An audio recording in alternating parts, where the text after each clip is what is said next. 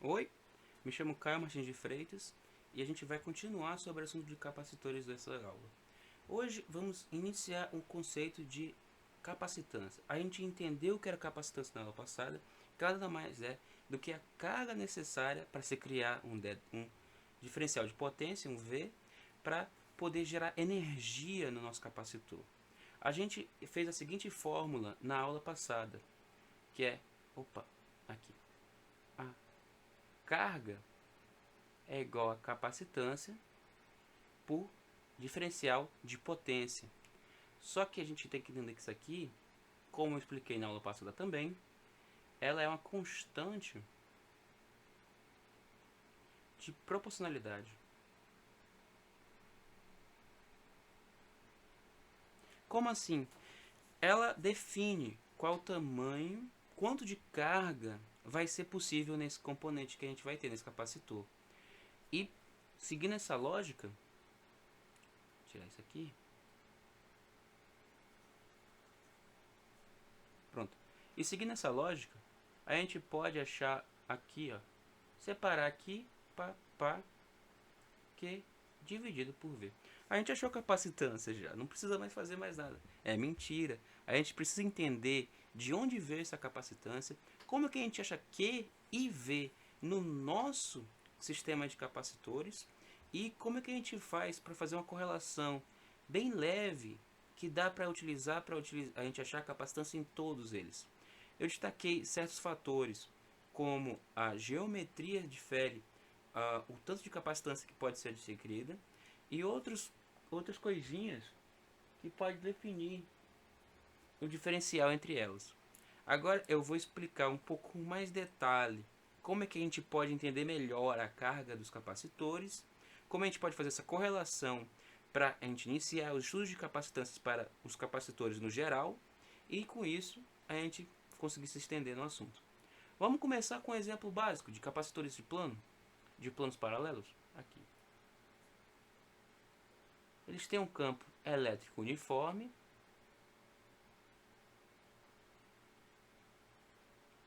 e um está carregado com Q mais e Q menos. O que a gente pode definir de capacitância? Capacitância, como eu disse no início da aula, é o tanto de carga necessária para gerar um DDP, que é a variação de potencial, para produzir energia. Mas o quanto de carga o meu negócio pode ter? O quanto de carga posso ter é a capacitância do nosso capacitor. Mas vamos tentar aplicar esse conceito de carga para um condutor normal.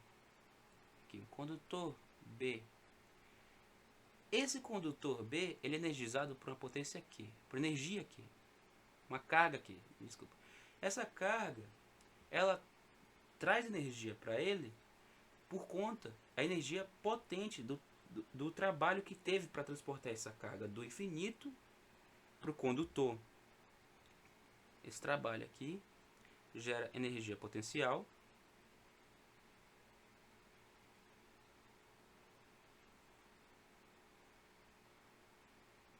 E essa energia potencial gera energia no condutor. Quanto mais longe, mais trabalho vou ter para gerar a carga e mais difícil vai ser para colocar. O que define quantas cargas posso colocar nesse condutor é a área. Então, disso aqui já pode tirar uma coisinha que eu posso depois explicar. Mas esse conceito, ele pode ser aplicado no nosso condutor, no nosso capacitor? Vamos tentar ver. Aqui. Se eles são energizados, se os nossos capacitores são dois conjuntos de condutores normais, esse conceito obviamente se aplica. A placa aqui, se eu apagar e colocar ela mais perto de que menos a placa aqui, esse condutor, essa placa, ela vai ter menos trabalho para ser energizada e por conta disso o nosso capacitor por um todo vai ter menos energia. Então a gente pode aplicar o que entender esse sistema?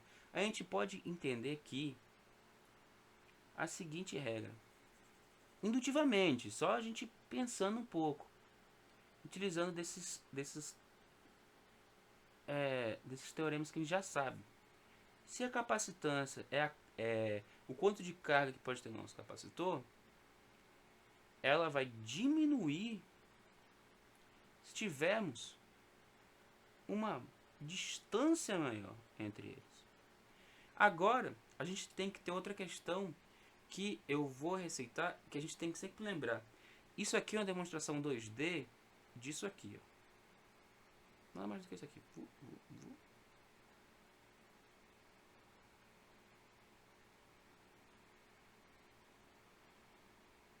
Entendeu? O que eu estou querendo dizer é que esses capacitores, essas placas, elas possuem área. E quanto mais área possui, como a gente viu na demonstração, mais carga em potencial pelo trabalho gerado do transporte de cargas do infinito nelas, podem ser armazenados. Então, por conta desse pensamento, a gente tem que, quanto mais cargas, igual a mais área entre eles. Outra coisa que eu quero deixar explicado rapidamente é um exemplo que a gente utiliza esse transporte aqui. Ó. Imagina, deixa eu voltar aqui.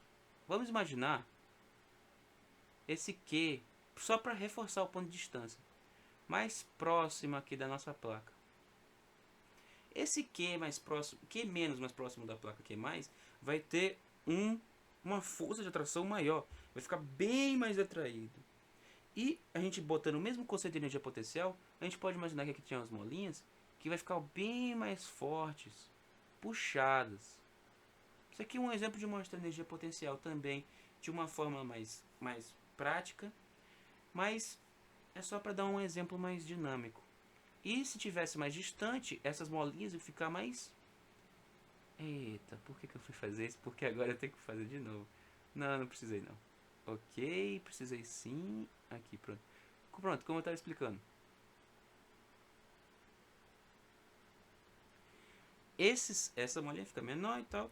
Então influencia. O que a gente pode dizer então é que a carga, que é a capacitância, ela é proporcional à área e inversamente proporcional à distância do nosso sistema. Deu para entender essa parte? Isso é só, a gente só está induzindo. Ok, você me explicou uma coisa bem simples sobre o capacitor, cara. Mas eu quero saber como é que a gente vai fazer para calcular ele. Calma, a gente tem um método para calcular o capacitor. A gente, não sei se você reparou, a gente tem a fórmula aqui que consiste em capacitância, me desculpa, em capacitância. Essa fórmula já me dá capacitância.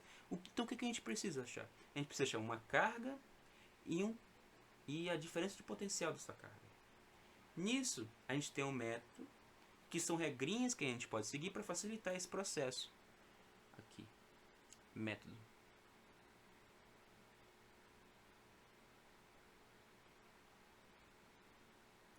Pronto. Primeiro de tudo, antes de qualquer coisa, os condutores, as placas no caso, precisam estar carregadas com Q mais e Q menos. A gente precisa achar o campo magnético delas.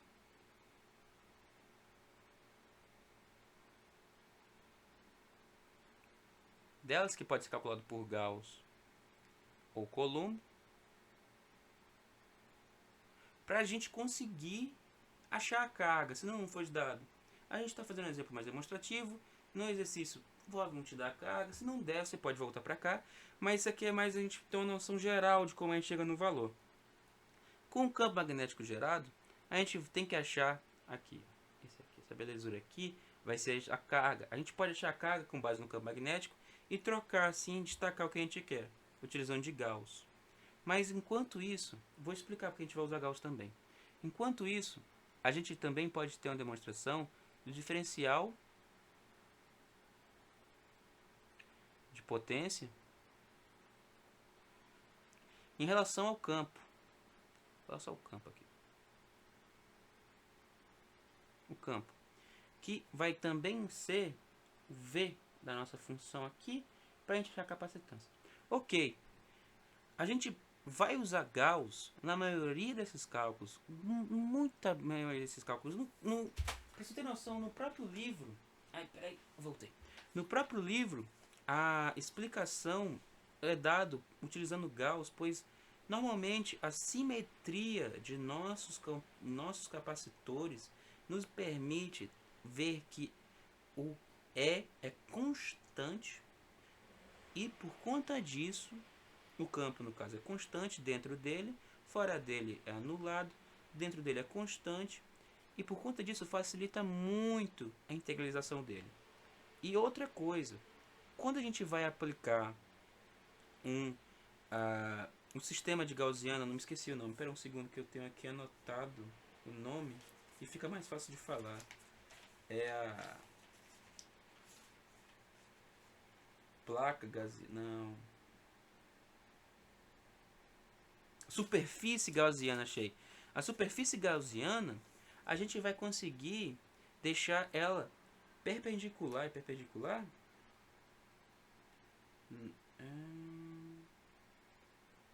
Paralelos um com o outro. Também podendo pular outra etapa de Gauss. O que deixa a fórmula uma maravilha. Vamos ver aqui. Gauss, você sabe, é ε0, sendo ε0 a constante de viscosidade no fluxo.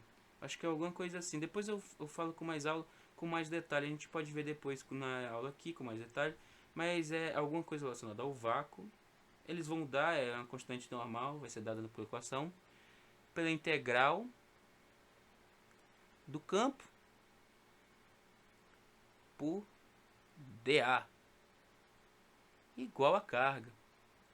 Com tudo que a gente falou, esse vem para cá para fora, fica multiplicado por ε0, fica aqui e fica dA pela carga. Como eu disse, esse fica paralelo, o campo fica paralelo, então já pode, então fica εe, pelo campo, pela área, igual a carga. A gente quer achar a carga ou achar o campo, você decide. Mas agora a gente quer achar a carga para ter na equação. Aqui, ó, ε0 ε0 por E vezes a área.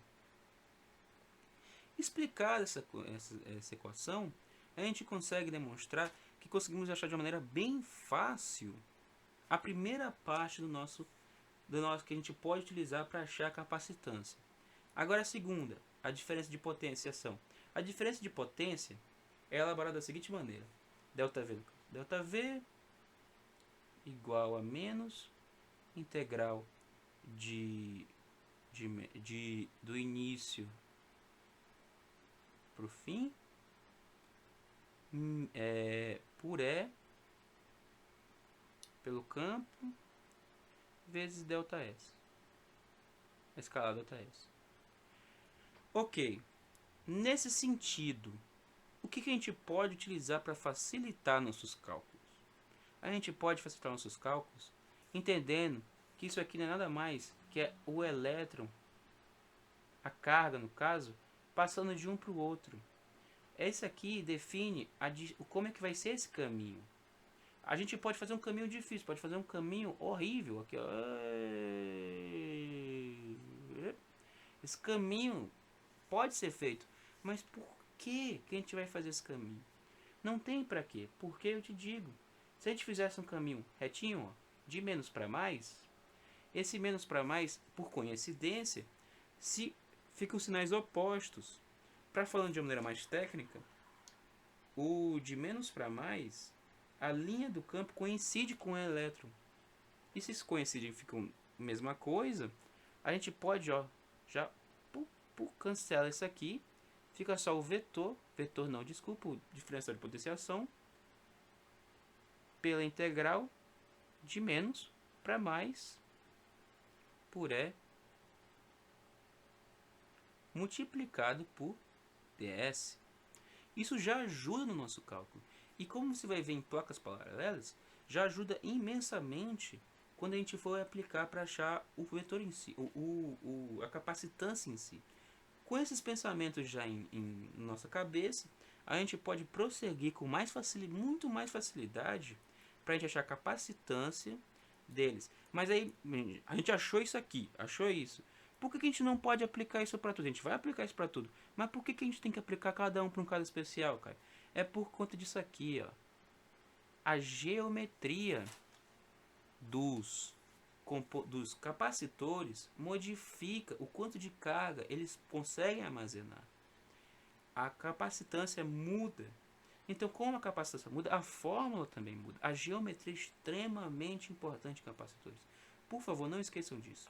Eu vou ver se tem alguma coisa mais para comentar sobre essa aula aqui. Eu acho que não, a gente comentou praticamente tudo agora. Eu vou deixar para a próxima, vou deixar algo bem simples, bem prático, para a gente armazenar mesmo e ficar vídeos rápidos. A próxima aula vou fazer sobre capacitância de placas paralelas e depois capacitância de cilindros, capacitância de ciclo de esfera e de esfera. Tem uma coisa muito interessante que eu vou contar só na aula dela, você vai ter que assistir até o final. É isso, eu agradeço você ter visto até aqui. Por favor, se tiver algum comentário, faça e a gente pode elaborar melhor. Eu espero que ela tenha ajudado. Até a próxima.